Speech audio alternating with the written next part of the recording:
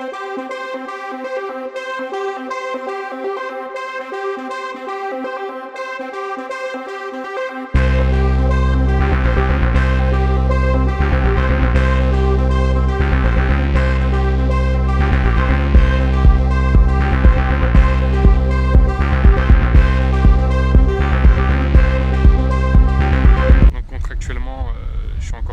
le SAS Épinal jusqu'au 30 juin, contrat qui va se terminer et qui ne sera pas renouvelé car on a décidé de mettre un terme à notre collaboration, si je puis dire, et voilà ma quinzaine d'années passées au SAS Épinal. Bon, tu rencontres d'autres dirigeants, c'est ça? Ouais, c'est ça, je suis en contact avec d'autres clubs et on verra comment ça se passe. J'attends que mon contrat se termine avec le SAS Épinal et on verra où mon avenir se fera.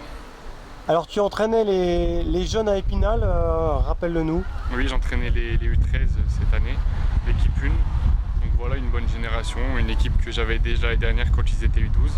Je les ai gardés, je les ai suivis cette année en U13 et franchement, une belle progression. Je suis vraiment fier d'eux et j'espère pourquoi pas les voir sur le terrain honneur de la Colombière.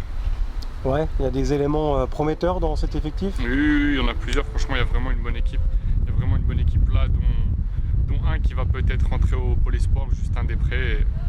C'est vraiment très bien, je suis vraiment fier d'eux. Vous avez fait combien de matchs avec cette saison tronquée en U13? Cette année, avec U13, j'ai réussi à en faire 5 quand même. On a réussi à trouver des matchs amicaux, il reste encore des tournois à faire et on verra comment on va se terminer de l'année, mais on va la finir de la meilleure des manières.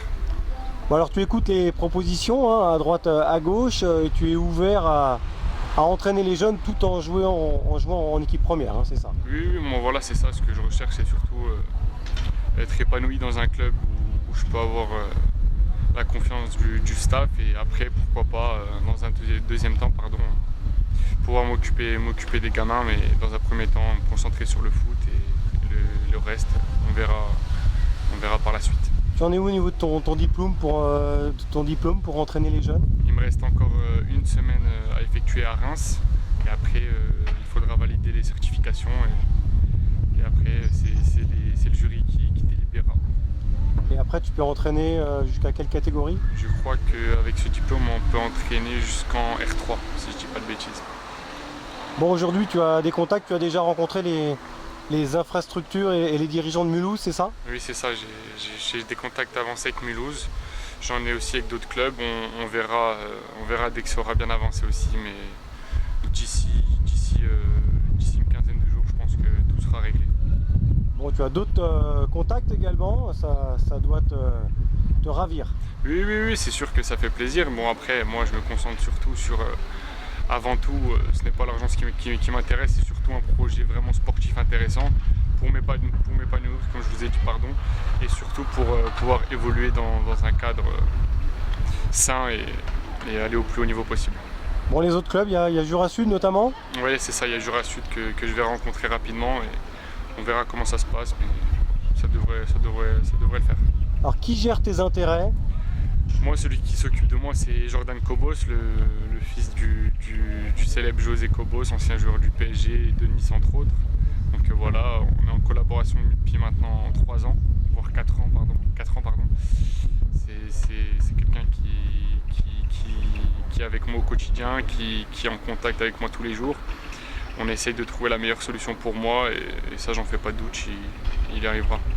Oui, il suit ta progression et il a un carnet d'adresses assez fourni, donc il pourrait te trouver un challenge qui te convient, c'est ça? C'est ça, il est vraiment en contact avec toute l'Europe, si je puis dire. Je sais qu'il n'aura pas de mal à me trouver un bon projet et je lui fais confiance les yeux fermés en tout cas.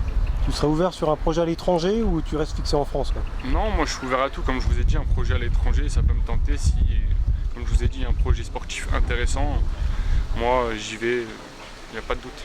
Bon, la crise a réfréné beaucoup d'ardeur, malheureusement tu es dans une période pas facile avec beaucoup de joueurs libres et des clubs qui ont un budget plus restreint.